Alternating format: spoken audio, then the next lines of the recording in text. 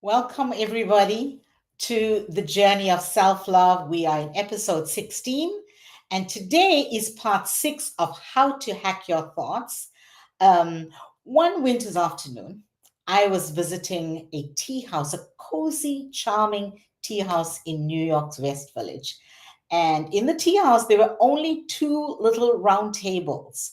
One was occupied, and so I sat at the other table and I sat alone. And because the place was so small, the two tables were very close to each other. And I couldn't help but overhear the conversation by two young women sitting at the next table. And they were talking about ways to inspire other women. And I was, fascinated. Their conversation really inspired me. And they had no idea that I was a motivational speaker who addressed many of the things they spoke about. So as I sip my tea, this conversation is going on in my head now. Should I say something? It was a moment in time, and I knew if I lost that moment, I may regret it, if I walked away. Or should I not say something? Would it be rude? Would they think I was eavesdropping? You know, at that moment, I had to hack my thoughts. My internal rationale ended with something like, let me say something so later on I won't have any regrets. And I have to let them know how inspired I was listening to their conversation. This was the hack. Carpe diem. I had to seize the day and not live with regret. And that's how I met our next guest, a great influencer with a profound sense of purpose, a French woman who moved to New York for a job in tech, found her purpose in connecting people through a community called Davines. We made a great connection, followed by a few conversations, and then she invited me to speak at one of Davines' women's event at One World Trade Center. That's when I created the crown model. So stay right there. We're excited to hear from Astrid Caupin on ways she can hack her thoughts. Don't go away. We'll be right back.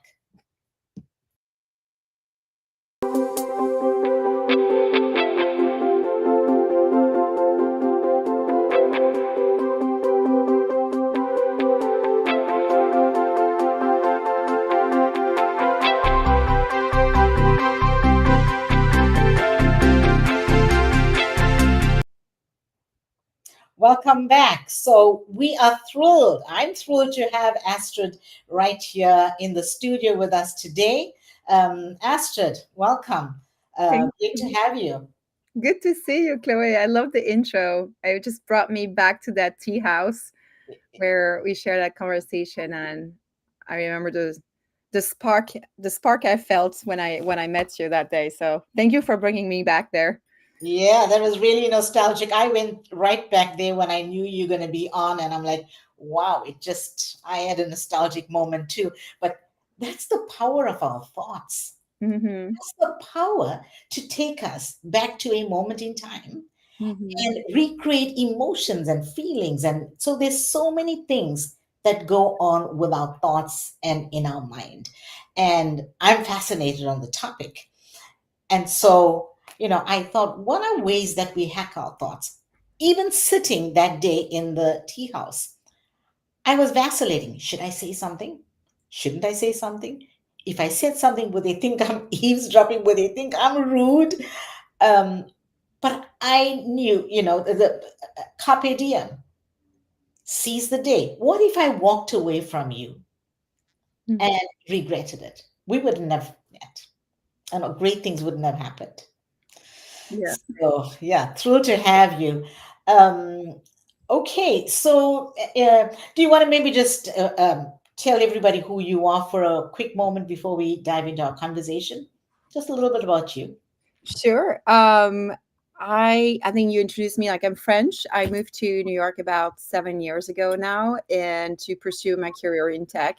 And I joined New York and fell completely in love with the city, but mostly by the talent of women in the city. I remember like using watching Sex in the City in my couch in Paris and thinking, wow, those women are super strong. And coming here, it's better than the show. It's just the connection that women have, and how like genuine they are, willing to uplift each other. Mm. And I guess in a way to describe myself, I'm always looking to make new connection and learn from women's wisdom and men's wisdom too. But I find like women have this like easy like way to connect with each other, and that's what happened at the tea shop. Like we connect, right?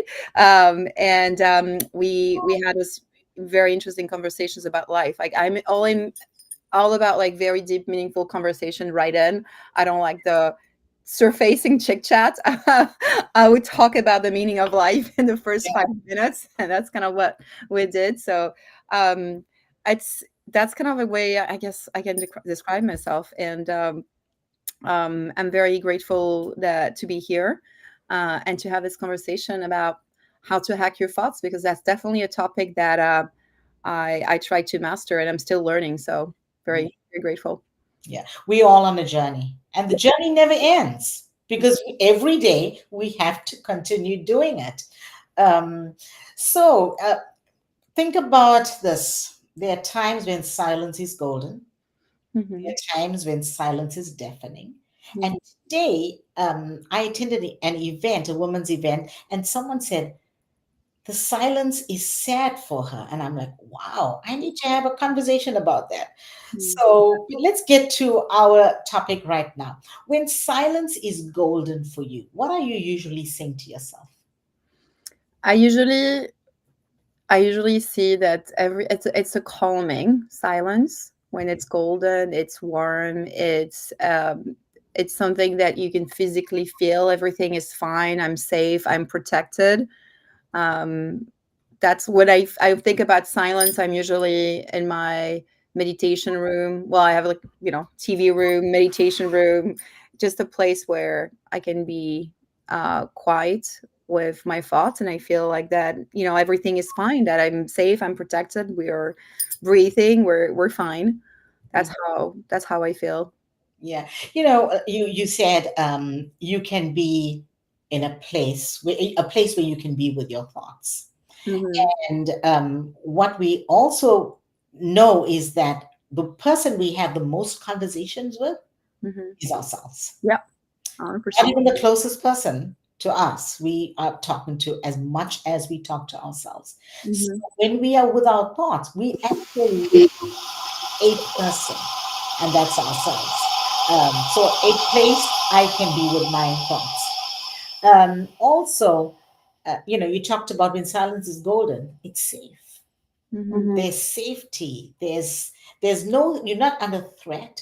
And when we're not under threat, there is no stress because Hmm. we just can be. Now, when silence is deafening, what are you saying to yourself?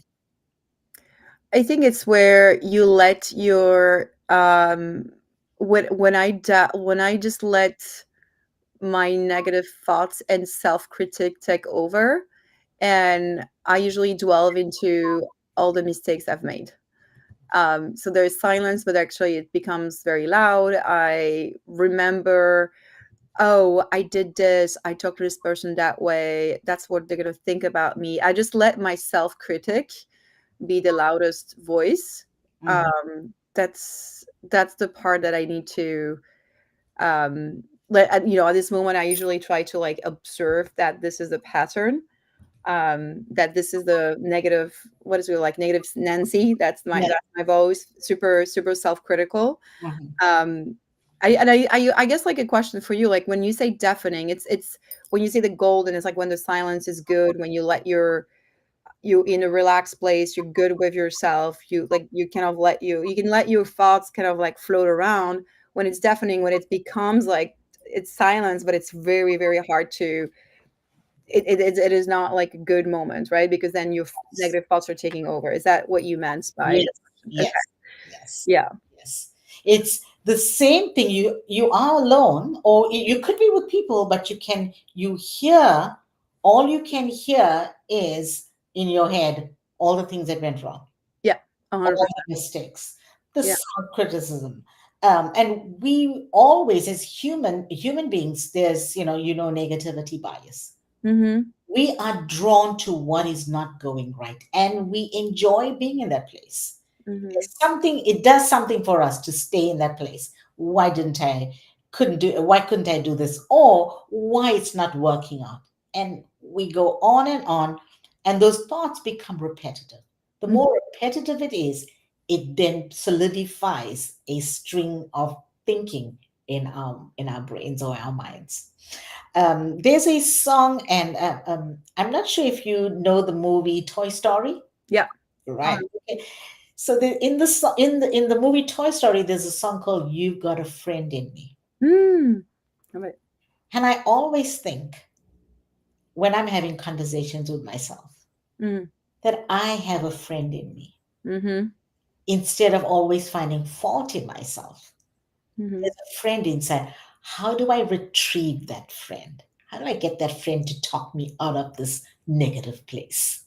I love that. I usually have that third person. I talk to myself to the third person in Yeah. the street in New York because it's New York. You know, they don't really care if the people are talking to themselves, 'cause- right? It's New York. So I love the idea of like the friend in me because I have it too, and I say like, Astrid, you are fine. This is all good, and I just like I do this. I walk and I just have this friend in me talk to myself instead of letting that negative like like telling me all the things I've done wrong. So definitely a way that I hack my negative Nancy. I just like let that friend inside Yes, me yeah, take yeah. over. Yeah. And I love what you just said. Now, Astrid, you are flying. You are good. Mm-hmm. Um, which immediately starts lifting you up. When you fly, you elevate and you uplift yourself.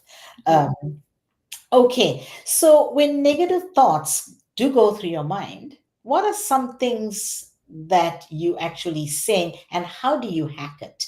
Yeah. I think I learned this from meditation. Like they say in meditation that you cannot really fight a thought. Like the more you fight the thought, the more, loud it becomes.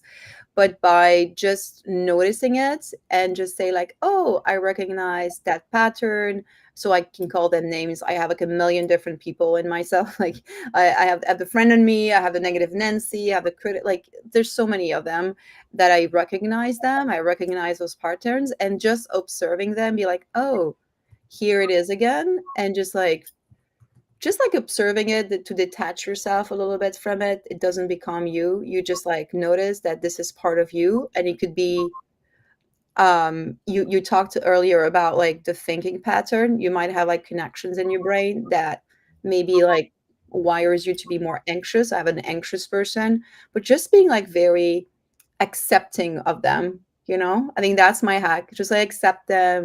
Oh, here is the little child, the afraid child, the scary child. This is the anxious person. It sort of calms me down because I just sort of accept all the parts of myself. Yeah. Self acceptance, it leads us to understand ourselves. Yeah. And if we are non judgmental with ourselves, Mhm. that's how we start projecting to others. So we can accept others the way they are. Mhm. We're non judgmental with others. Today, I was with a whole lot of women at an event, and I talked about the woman in the mirror. Mm. When you're a woman and you want to, we know the man in the mirror, but when we look at ourselves in the mirror, the heart or the mind or the identity of who we are, what do we see, and who do we see? That's beyond all the negative sounds and noises that we hear in our mind. Mm. But I note stopping and noticing. Mhm. Just, yeah, noticing, acceptance, and then you can see like, okay, like this is me and I can make it better next time, but this is where it is right now, like Mm, accepting the moment. And also in some ways, like you also have to accept like those bad days or those bad thoughts. Like you need to allow yourself to have those bad days, or having those bad feelings or thoughts. Just like, okay, I'm just going to take it easy today, and I'm not going to go, I'm a little bit more anxious, and that's fine. mhm. We're women, we're going through cycles maybe more than men, so accepting that as well, that you can be like also triggered by something hormonal, Mhm, and just accepting it mhm. and let it pass. No, it's not permanent. Yeah. So when I want to just talk about accepting those bad thoughts, those bad feelings. Um, how long and what how long do you think we need to be sitting in that place of accepting this is my a bad thought? I'm accepting it. Hmm. What works for you?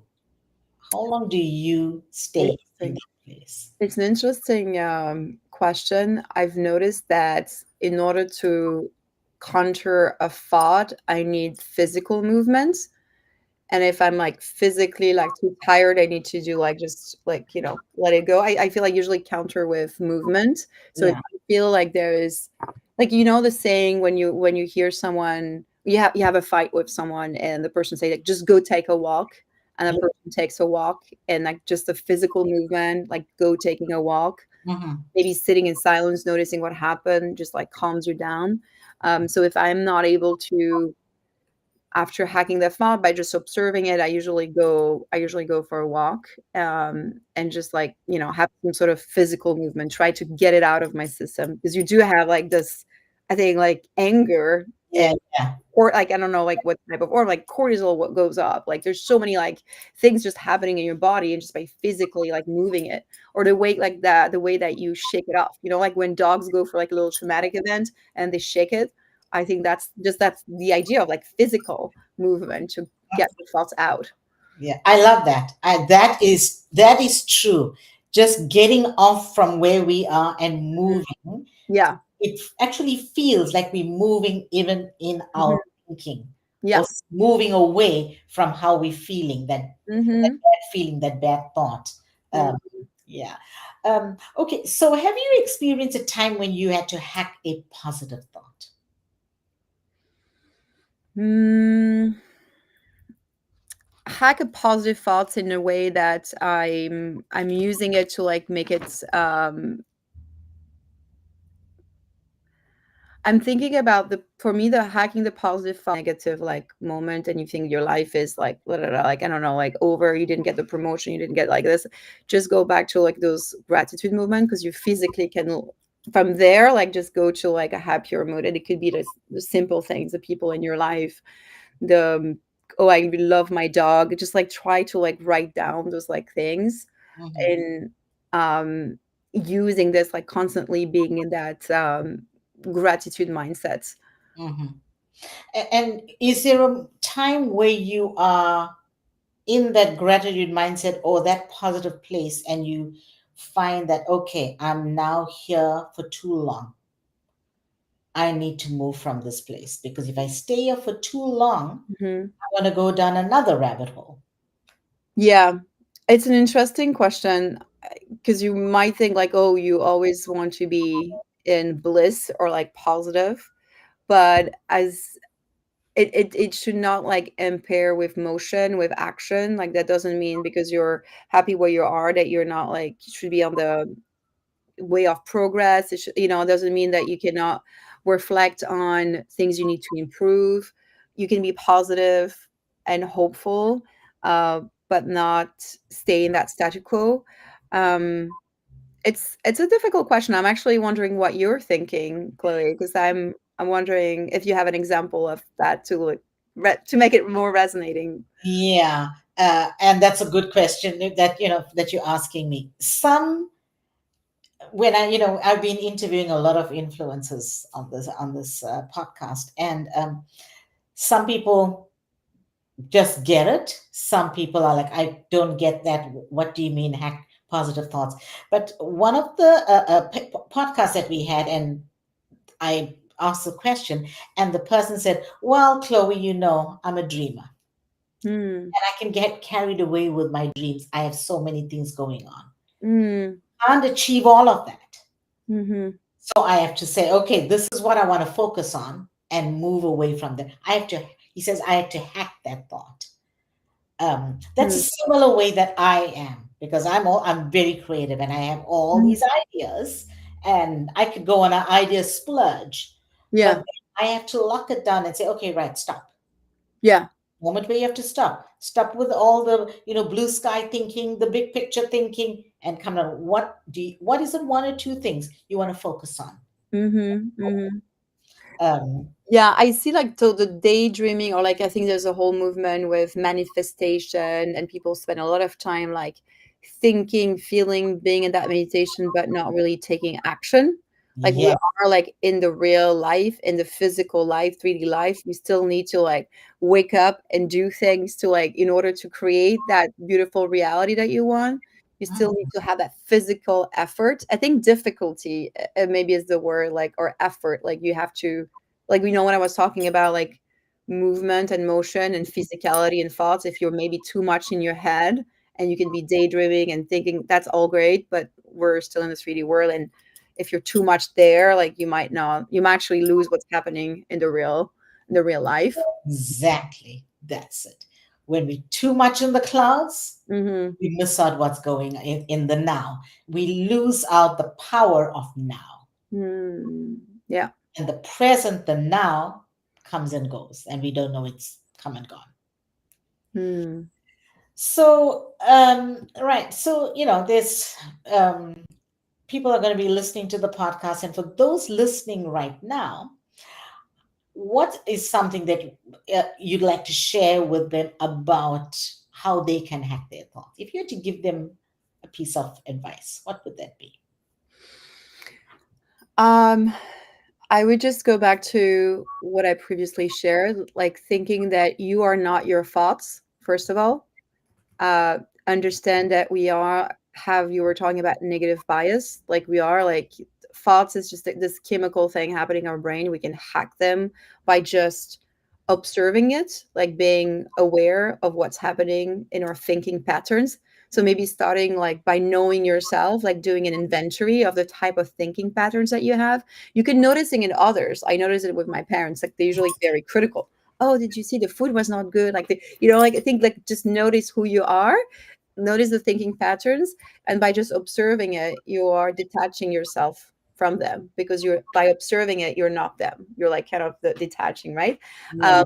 The second one is really like going back to what you were saying with a friend and me, like talk to yourself as a third person, reassure yourself, like look at what everything is going well, like try to like when you are in the situation and you feel like very stressed out in that moment, actually try to like see the bigger picture and realize like my husband actually taught me this. Where are you?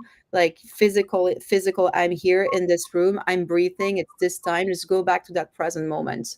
And then the third one would be like just go hack your thoughts. There's also motion, like physical movement is a big way to hack your thoughts.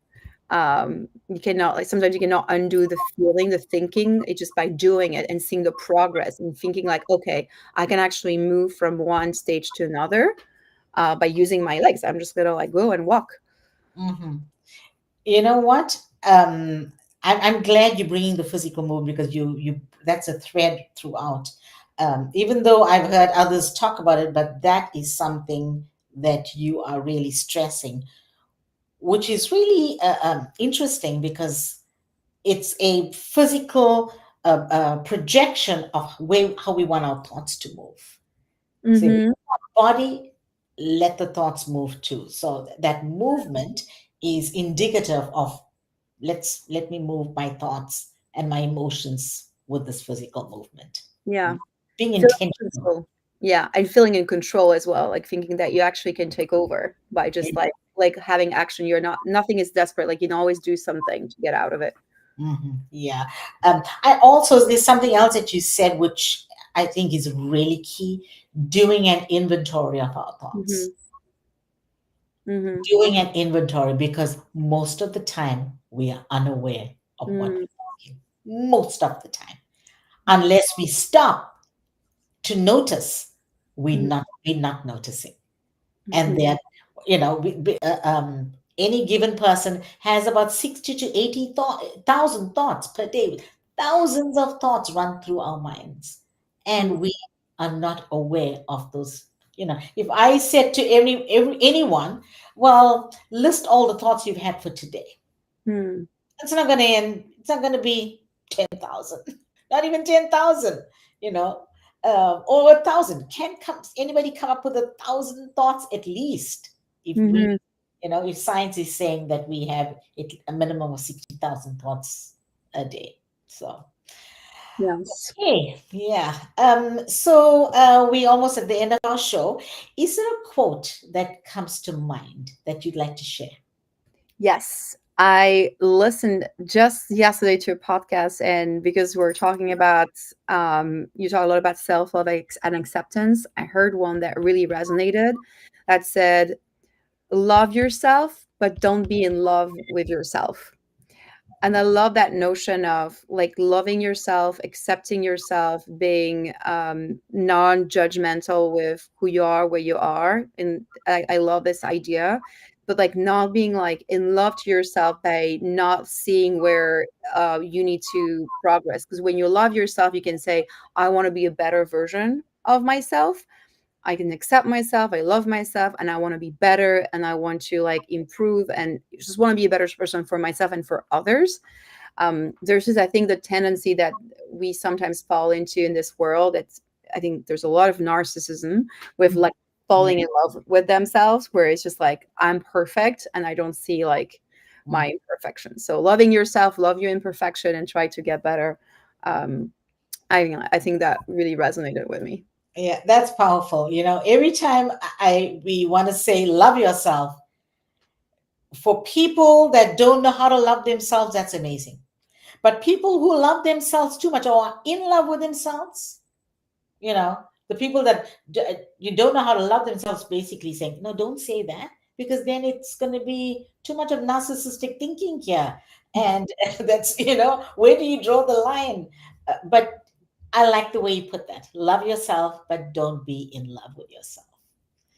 Um, so, Astrid, thank you so much for your just your wisdom, for sharing with us on how you hack your thoughts, for leaving us with a few tips on doing it, and for the quote: "Love yourself, but don't be in love with yourself." Thank So, thank you for being on the show, and everyone out there. Like I always end our shows, your story is changing. You are the storyteller of your story. Your story are your thoughts. Your thoughts are your self talk, right?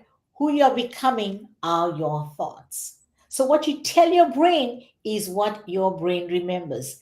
And here's what really matters: who you're becoming is greater than who you were before this moment. So, if you like what you're hearing, please go ahead and click at the bottom or drop it in the chat. Let's hear some ways that you hack your thoughts. Coming up next week, we have another great and exciting guest with a mind hacking conversation. Remember, powerful declarations inside of you are waiting to be manifested. So we will see you at our next episode. Take care.